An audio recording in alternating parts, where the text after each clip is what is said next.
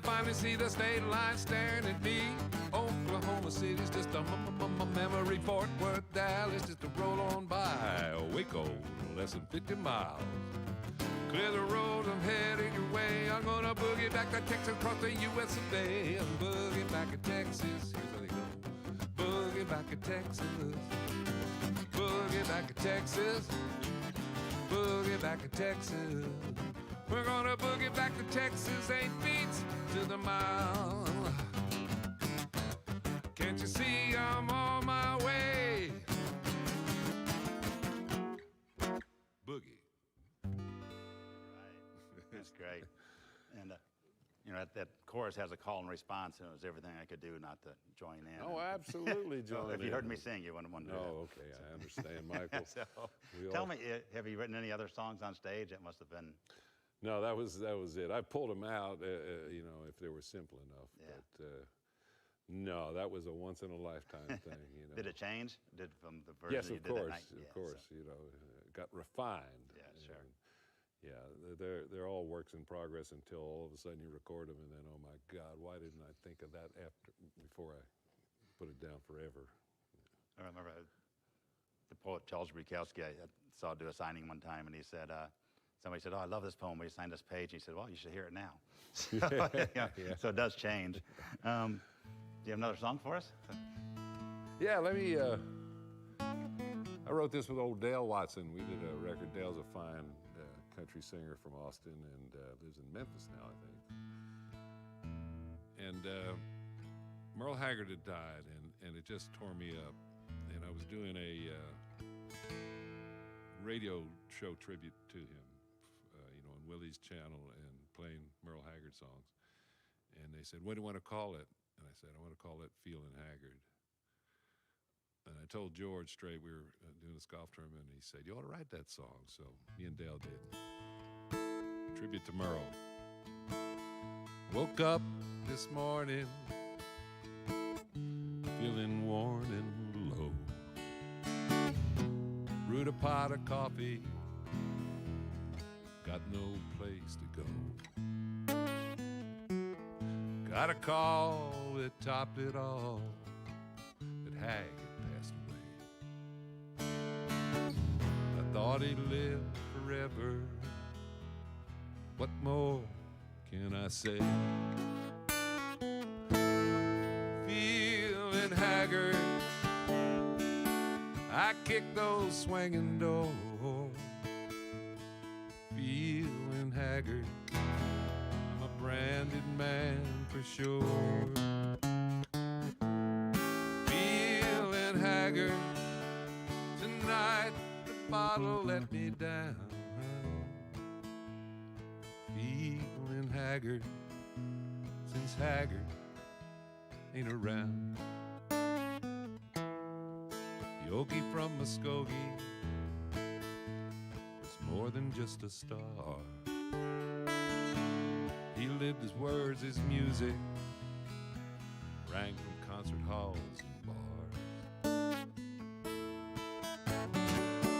Lefty Bob and Jimmy lived in his country soul. His songs will live forever, never to grow old. Feelin Haggard, I kick those swinging doors. Feelin Haggard, I'm a branded man for sure. Feelin Haggard, tonight the bottle let me down. Feelin Haggard, since Haggard ain't around. Feelin Haggard, since Haggard ain't around. From Earl. Yeah, great. You know, we're here in this theater. We're right underneath the rotunda where all the plaques for the Hall of Fame members are. So you're right underneath Merle's plaque right now. Yeah. So it seems appropriate. You toured with Haggard for a while there with Ray Price and Willie Nelson, which had to be an incredible experience. Last of the Breed tour, which we dubbed the Last of the Weed tour, but we had it was such a great experience. And Mark Rothbaum's idea was to, do this, so we put together a great band. And it was there's a television or a DVD television show of it, and it's such an honor. Those guys, they were the Mount Rushmore of country music and more. Yeah, Hag, we became friends in the 70s, and we were playing a show at the Felt Forum in New York City with Sleep at the Wheel and Merle Haggard, 75, 76, maybe 77, I don't know. And you're supposed to do a sound check, And we got on stage and jammed with the band. It was Eldon Shamlin, Tiny Moore, Gordon Terry, Jimmy Belkin. I can't remember, Leona Williams, Ronnie Reno. Just jammed for an hour. And they said, "Are you ready to do a sound check?" I said, "I believe we just did." Yeah. Great.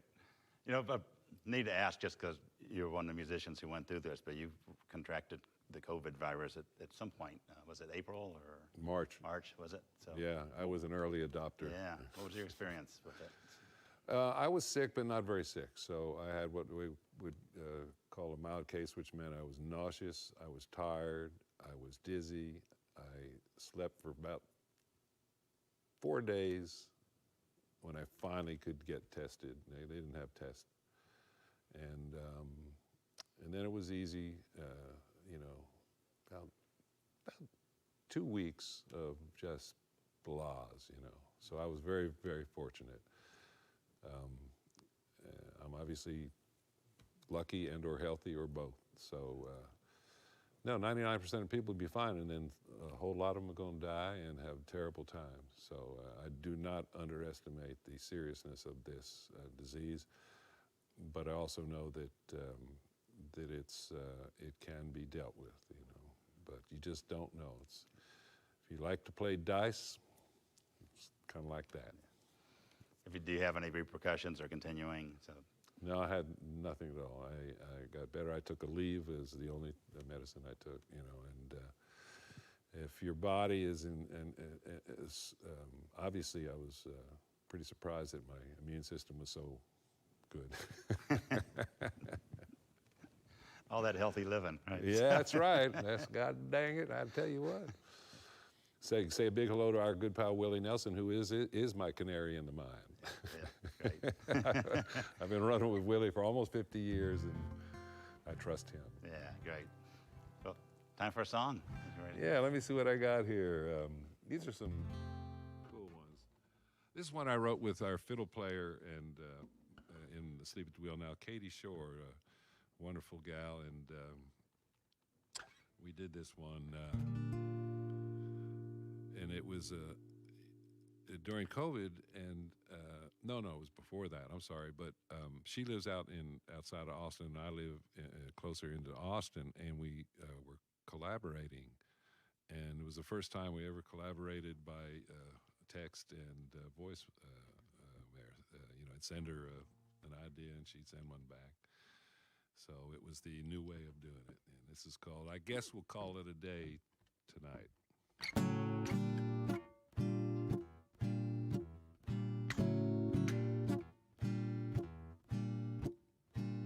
It's 2 a.m. and I'm back again in this sleepy town. I walk around the block looking for the old-time party clown. It's too late now for a dancing crowd beneath the glow of a neon light. So I guess I'll call it a day tonight. It's been 2 years since we met here beneath the old oak tree, but now the night owl and the shadows keep me company. You've been gone so long, I just I'll keep moving on. Time just wasn't right, so I guess I'll call it a day tonight.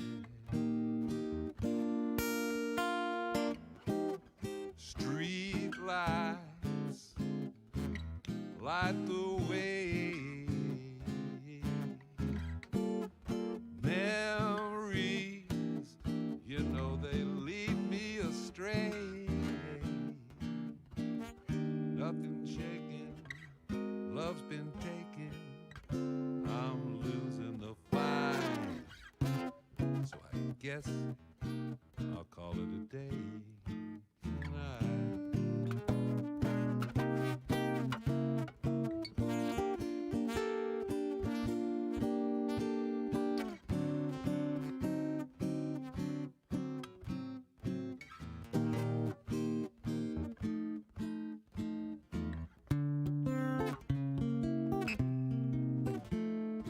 Two left turns and I fight the urge to keep strolling down.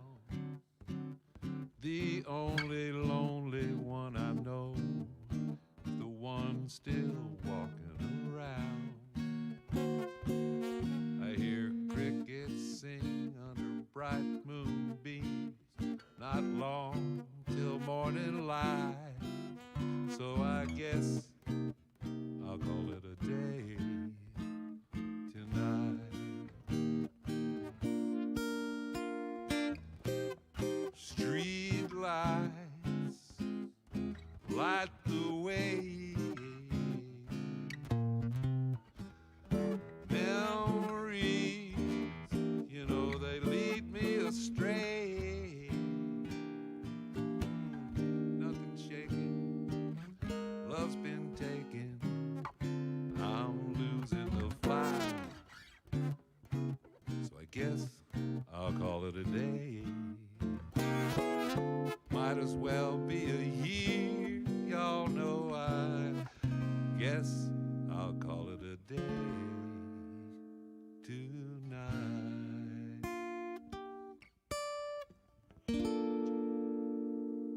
All right.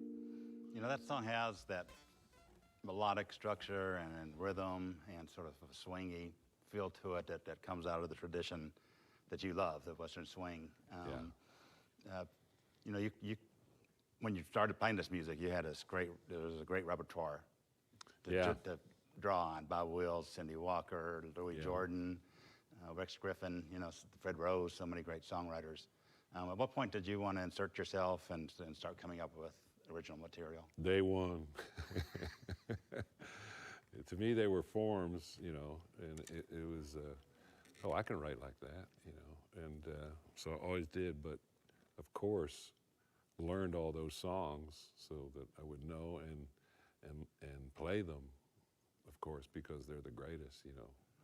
And I put Willie Nelson, obviously, in that same category. It's just Floyd Tillman, all the people you mentioned. It's, you know, I always, you know, guys like me and Vince Gill, you know, wanted to be guitar players first and foremost, and practice our butts off. And Vince is a whole lot better than me, but.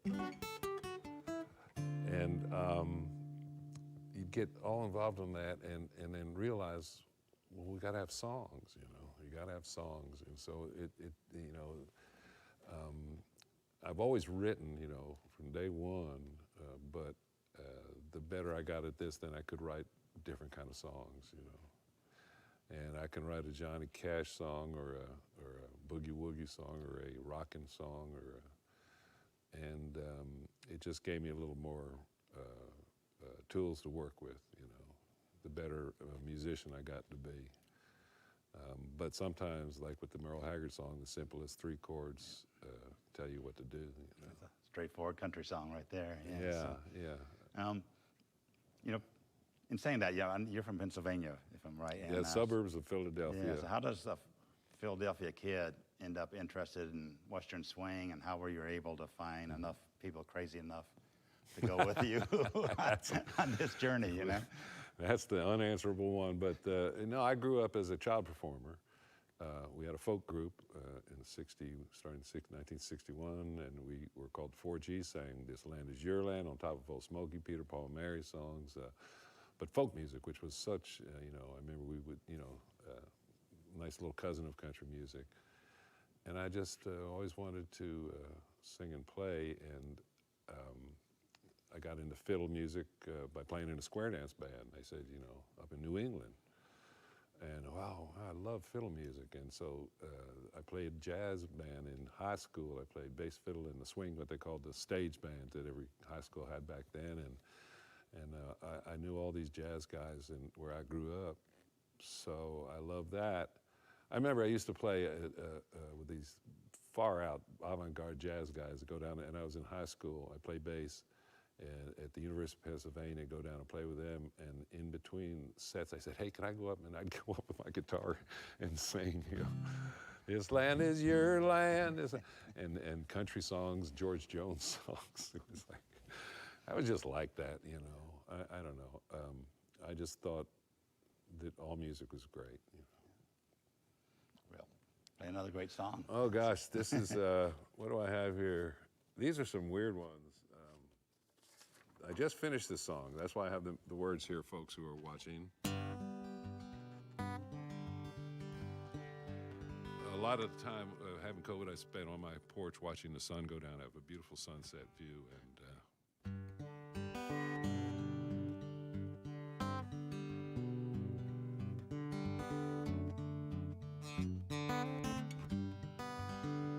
sun goes up, sun goes down. Another show, another town. Days go by, turn to years. Face the dawn, face your fears. If I could read between the lines that separate both you and I'd race the sun down every day and light a torch to light your way. Sun goes up, sun goes down. Play the fool, play the clown. Light the fire, let it rage. End the show, leave the stage. 50 years, I've seen it all. Watched the mighty trip and fall. I'd race the sun down every day and light a torch to light your way.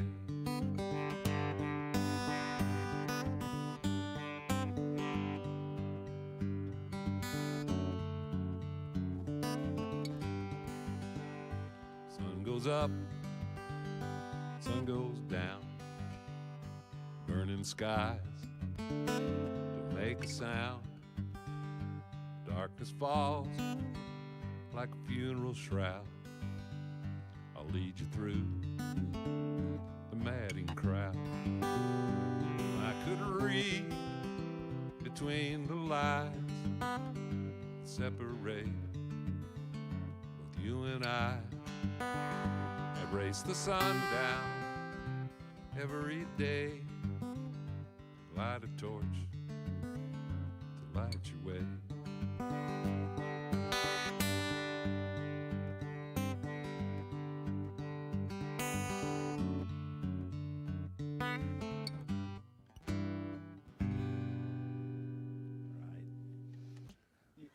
You talked about that you can write songs and have this interest in music outside of swing, and that's an obvious, traditional country song. And it takes a certain art to be able to boil down a message into such concise lines. Yeah, and that one took me 15 minutes.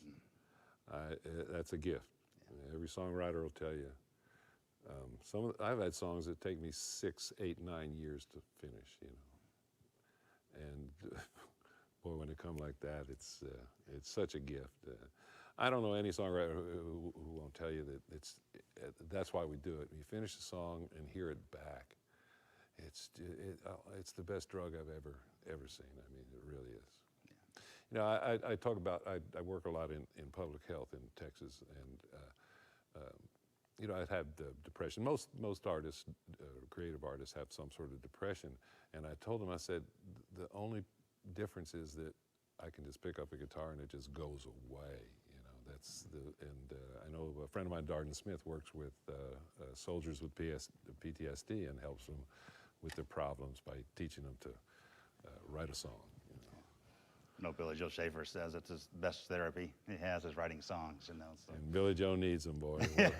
One of the greatest songwriters ever. You know, I was so fortunate to have a single on a Way Down Texas Way, a song of his, and I always used to call him my right-hand man, old Billy Joe. Yeah, oh, just the greatest. You know. Poet, you know, poet.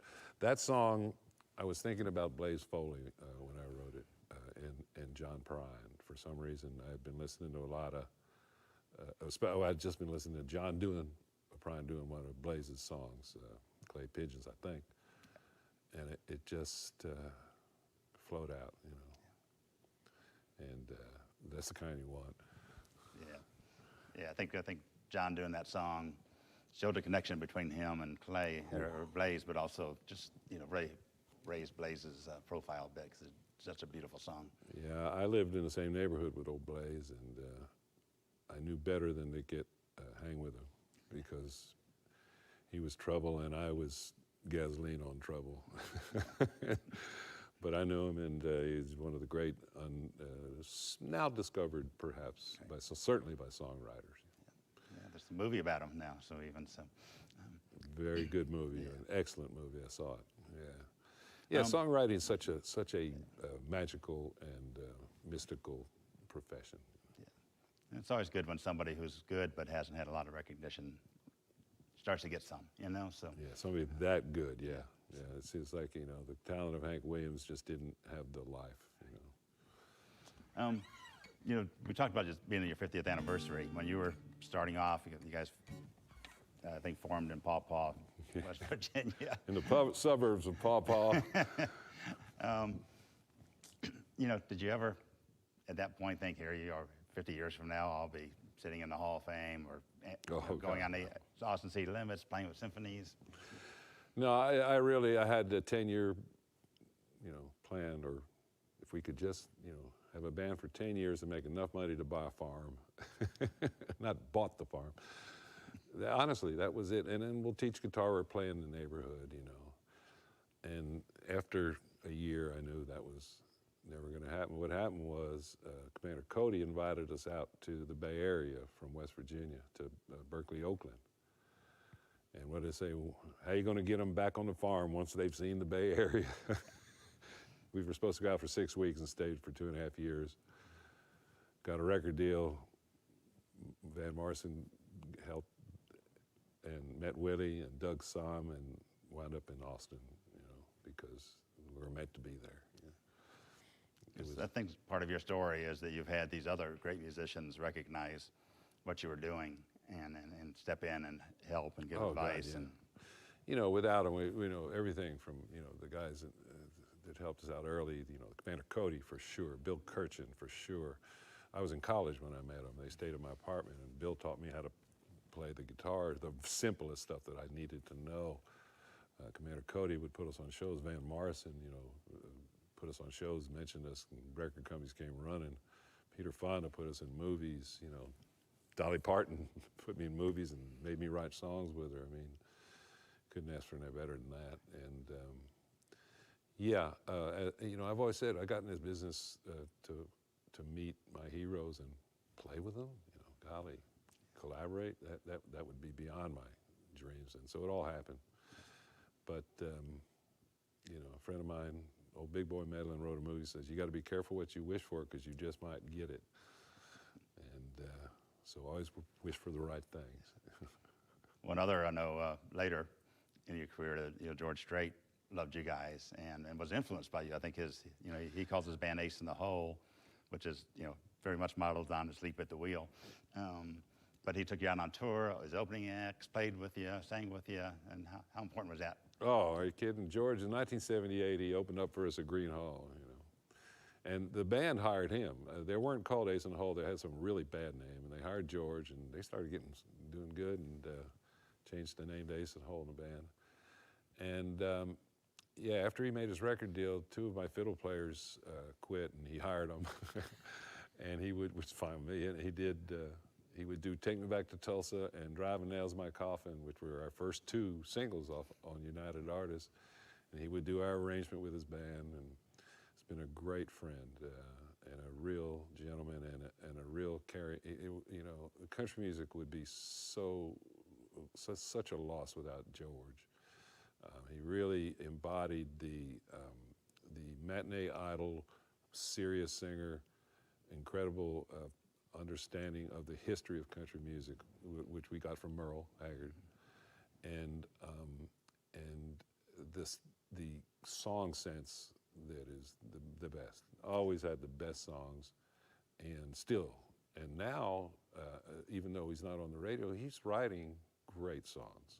He and Bubba and Dean Dillon have written some wonderful songs. I gave him a bunch of, I called him, I texted him one day and I said, George, you're the only country music singer who hasn't done a duet with Willie Nelson. What's up? He said, well, you're right, man. I said, let me put you guys together. And I said, why don't you all write a song? And so they wrote a song on that new album, and something about why I've never sung with Willie. And I was, you know, I said, dang, you're a good songwriter. Because for years he just, you know, counted on the best songwriters in Nashville, which are the best, and was very successful. But now he's doing a lot of writing. Yeah. You know, you mentioned Bubba, but Bubba's his son, of course, son, yeah. Make sure. And of course, Dean Dillon, who wrote more than 60 songs that George has recorded, is now being inducted into the Hall of Fame. And rightfully for so. much reason, you know, and George certainly had a major role in that. Hank Cochran and Dean Dillon wrote such the greatest, yeah. Yeah, and he's still a regular guy. He just got more money than you and me, you know. That's good to know. Together. One story you told me a long time ago I want to bring up, because when George came along, you know, they asked him to take his hat off because in the early 80s, people were not wearing cowboy hats, you know, and they were trying to present a more cosmopolitan view. Oh, yeah. And he insisted that he, you know, keep the belt buckle and the Wranglers and the cowboy hat and keep the look that he had. And I remember you telling me you went to the CMA Awards one time in the maybe late 70s, early 80s, and there were 3 people wearing cowboy hats. You, Charlie Daniels, and Hank Jr. And it's like, who were not mainstream country singers and not cowboy singers necessarily, you know, so it was And then the hats took over. Yeah. Thank God Alan Jackson and George came along with their hats. Right. Yeah, you know, I was, even though I grew up in Philly, there was a Stetson factory in Philadelphia. When I was 16, I went down and got a silver belly cowboy hat from the Stetson factory. I always wore a cowboy hat, and didn't hear because I was traveling, and I had this one. But yeah, it is awful strange, you know. No, Nashville had a problem, you know, again, with Western music, you know, because it was so different. You know, I remember sitting with old Roy Acuff one time at the Opry, and he said, you know, the difference between me and Bob Wills was, he was very good friends with Bob Wills, was that Bob played dances, and you needed a rhythm to dance to. He said, we played church tents and schoolhouses, and people, dancing was a sin. You know, the old joke, why Baptists don't make love standing up, people think they're dancing. And so, so that influenced the music greatly, you know, and we still play dances where they can dance, you know. And as we say in Asleep at the Wheel, ladies and gentlemen, if you dance, you got a chance. So leave it at that. I know our time's gone way too quickly, but I know we want to hear at least one more song from you before we go here. So. All right, and because I very rarely have had songs covered by other artists. I have one, Dance With You Brung You, was covered by some obscure person. But Cat Edmondson, a wonderful jazz singer who's from Texas but lives out in Denver, surprised me and sang this song for me, surprised the hell out of me, and it's the song I wrote. I never knew how fast my world would collide with a tragedy. That was you and me, and I watched our love die for no reason why, in the blink of an eye.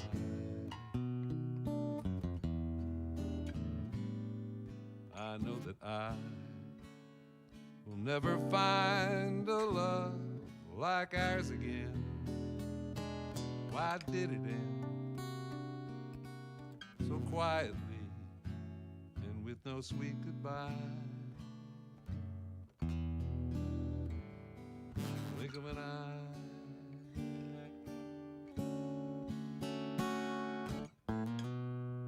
A shooting star goes by in the blink of an eye.